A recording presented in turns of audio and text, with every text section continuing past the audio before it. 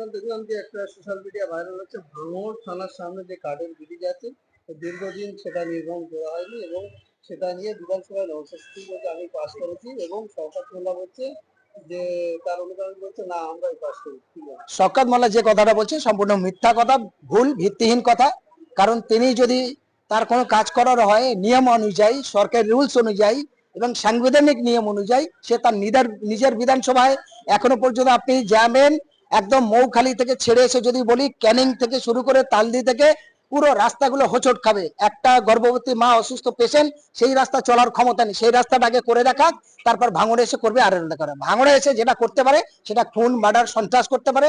ফলে ভাঙড়ের বিধায়ক হিসাবে, জনপ্রতিনিধি হিসাবে এটা বিধানসভার প্রস্তাব অবশ্যই নওশাদ সিদ্দিকী এনেছেন এবং নওশাদ সিদ্দিকীর মধ্যে সেই স্বচ্ছতা আছে আমরা ভাবি এবং সেটাই আমরা উপলব্ধি করেছি এবং দেখেছি। ভাঙড়ের মানুষকে সম্পূর্ণ ভুল বোঝাচ্ছে শওকত মোল্লার নেতৃত্বে দিয়ে। শওকত মোল্লার তো একটা লজ্জা থাকা উচিত। কদিন আগে যে কোর কমিটি হচ্ছে সেই কোর কমিটি তার গ্রহণযোগ্যতা পেল না। শওকত মোল্লাকে দিয়ে যা তুই বোম মারামারি কর, তুই মারামারি কর, কাটাকাটি কর, দাঙ্গা কর, ওই একটা কথা বলতে পারলো যে আজকে এতগুলো ঘটনাগুলো ঘটছে যে কোর কমিটি থেকে বাদ, তারপর বিজেপি নেতা এত বড় কথা বলছে সেই নিয়ে তার প্রস্তাব বলতে পারছে না, সেটা নিয়ে কোনো কথা নেই।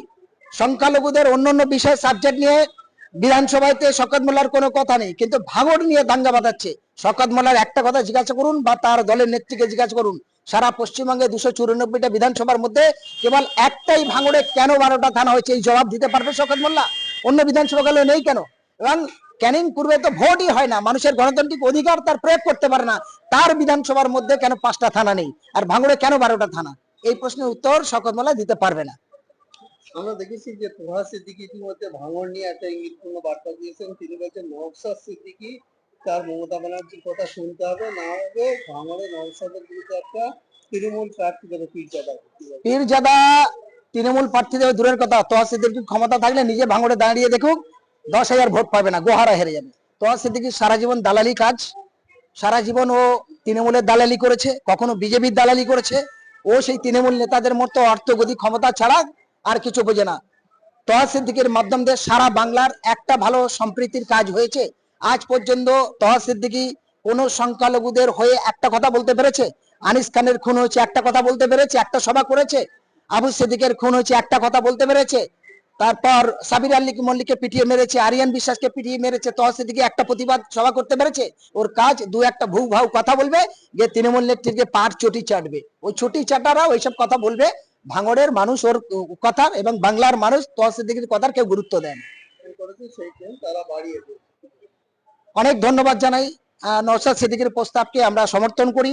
আমরা একজন মানবাধিকার কর্মী হিসাবে তিনি সঠিক কথাটা বলেছেন, হক কথা বলেছেন, তার কথা শুনে যে ট্রেন বাড়িয়েছে এটা আমরা অত্যন্ত খুশি।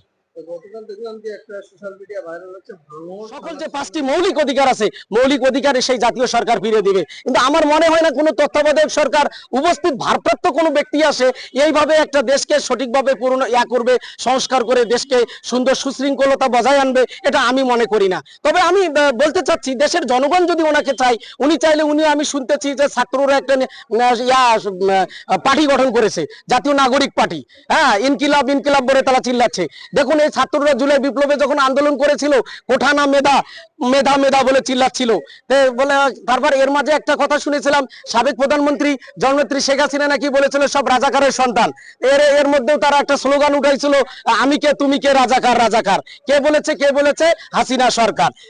আজকে তো সে হাসিনা সরকার নেই, চলে গিয়েছে। তা আপনার যে কোঠা মেধার জন্য এদেশে আন্দোলন করলেন, আপনারা আন্দোলন করে এদেশে সেই জিনিসটাকে আপনারা সে হাসিনা সরকারকে বিদায় দিলেন, তাহলে আপনারা জুলাই বিপ্লবের সময় এত যে গণহত্যা হলো, এত শিশু মারা গেল, এত ইয়াং স্টুডেন্ট ছাত্ররা মারা গেল।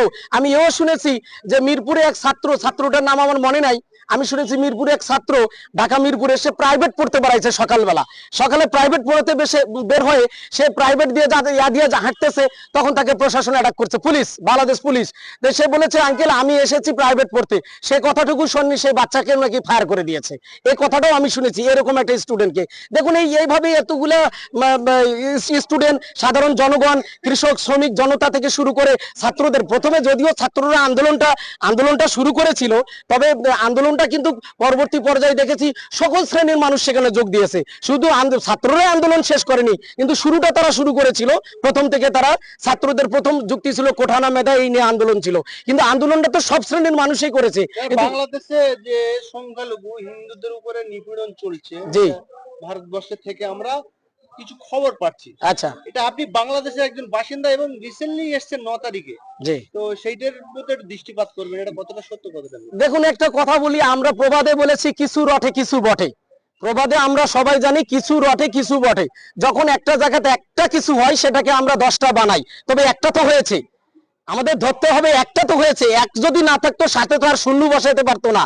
এক না থাকলে শূন্য বসে না, এক থাকার পর শূন্যতে 10 হয়, শূন্যতে 100 হয়, শূন্যতে 1000 হয়, শূন্যতে 1 কোটি মিলিয়ন হয়, কিন্তু এক যখন ঘটে তখনই কিন্তু শূন্যটা বসানো সম্ভব হয়। তাহলে আমার যতটুকু আমি একটু জানতেছি, মানে এটা বিশেষ করে দেখা যায় যে আওয়ামী লীগ সরকার যে সময় ক্ষমতা ছিল সেই সময় এই হিন্দু ধর্মাবলীর বিভিন্ন ধর্মাবলীর লোক আওয়ামী লীগ পার্টি করতো। সেই সময় পার্টিগতভাবে তাদের একটা কিছু বিরোধ থেকে গেছে। যেমন আপনি জার্নালিস্ট মানুষ, আজকে যদি আমি আমার দল একটা ক্ষমতায় থাকে, আমার পার্টিগত পাওয়ারে আছে, আমি পাওয়ারে আপনার ভাইকে মেরে দিছি, এখন আপনার দল পরবর্তীতে ক্ষমতায় আসছে, আমি ক্ষমতায় না, আপনি তো পাল্টে আমাকে আঘাত করবেন। দেন এই ধরনের কিছু ঘটনা ঘটেছে। আরেকটা কথা বলি যে হিন্দুদের মন্দির ভাঙ্গার বিষয়টা কিছু কিছু জায়গায় ঘটনা ঘটেছে, একবারে নাই, কিছু কিছু জায়গায় ঘটেছে, কিন্তু প্রশ্ন হলে যেভাবে আলোচিত করা হচ্ছে যে হিন্দুদের মন্দির ভেঙেছে, এই বিষয়টা ততটুকু সত্য না। কারণ আমি জুলাই বিপ্লবের সময় যখন হাসিনা সরকার 5 আগস্ট পালিয়ে আসে, তারপরে 6-7 আগস্টের সময় আমিও আমাদের মানবাধিকার কমিশনের 20 জন নেতা কর্মীকে নিয়ে টোটাল 5টা মন্দির পাহারা দিয়েছি। লাঠি হাতে নিয়ে আমরা সেই সময় বের হতাম রাত 12টার সময়, 12টা থেকে ভোর 5টা পর্যন্ত। সেই সময় আমি 5 জন করে লাঠি নিয়ে ভাগ করে দিয়েছি। মানবাধিকার কর্মীরা আপনারা সকলে এই মন্দিরগুলা ভোর 5টা পর্যন্ত পাহারা দিবেন, এরকম কাজ আমি নিজেই করেছি। হিন্দু মুসলমান কোন সম্প্রদায় কিছু না, রাজনৈতিক প্রেক্ষাপট আমি যেটা বলতেছি, হিন্দু মুসলমান এখন বলুন, আমি নিজে আইন পেশায় জড়িত। আমার সিনিয়র অ্যাডভোকেট AK ব্যানার্জি, বাংলাদেশের জাতীয় বিশ্ববিদ্যালয়ের যিনি ল ডিপার্টমেন্টের পরীক্ষক, যার হাতে কোর্সিন তৈরি হয়, অ্যাডভোকেট AK ব্যানার্জি, যার পূর্বপুরুষ বংশধর এই কলকাতাতে এখনো ভরা। AK ব্যানার্জি স্যার যখন ঢাকা কোর্টে যখন হাঁটে, কত মুসলমান আইনজীবী সেলুট দেয়, তাকে সালাম দেয়, প্রণাম দেয়, তার কাছে কতজন আসে আইনের পরামর্শ নিয়ে যায়।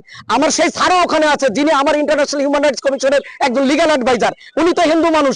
AK ব্যানার্জি স্যার, এবার যে আপনাদের পূজা চলে গেল, সেই পূজাতে ওনার বাসা হচ্ছে আপনার মাগুরা জেলা, মাগুরাই বাসা। আমি সেখানে আমাকে দাওয়াত করেছিল, আমি সময় পাইনি, যেতে পারিনি। স্যার বলেছিল আমি আপনাদের অনেক এক বিষয়ে আসি। আসলে হিন্দু, আমি আমার বাড়ির পাশে হিন্দু মুসলিম সবাই আমরা একত্রিত আছি, আমরা সবাই চলতেছি। এটা হলো যে ঘটনাটা ঘটেছে কিছু পার্টিগত বিষয়, যে আপনি মুসলমান আপনি হিন্দু সকলে মিলিত তো একটা দল করে গেছে, কেউ আওয়ামী লীগ করছে, খুঁজে দেখুন তো এখন বিএনপি। কিংবা আরো একটা কথা বলি, আপনার যে ছাত্ররা নাগরিক পার্টি করেছে, ওরা কি বলতে পারবে সবই মুসলমান ছেলে আছে, ওখানে হিন্দু আছে, কতগুলো হিন্দু নেবেন আমি বাসে বের করে দেবো? তাহলে হিন্দু মুসলিম ভাই ভাই বাংলাদেশে সবাই চলে, পার্টিগত রেশারেশি ছাড়া অন্য কোনো সাম্প্রদায়িক দাঙ্গা কোনো কিছু আমাদের মাঝে নেই। ধন্যবাদ, সকলকে ভালো থাকবেন।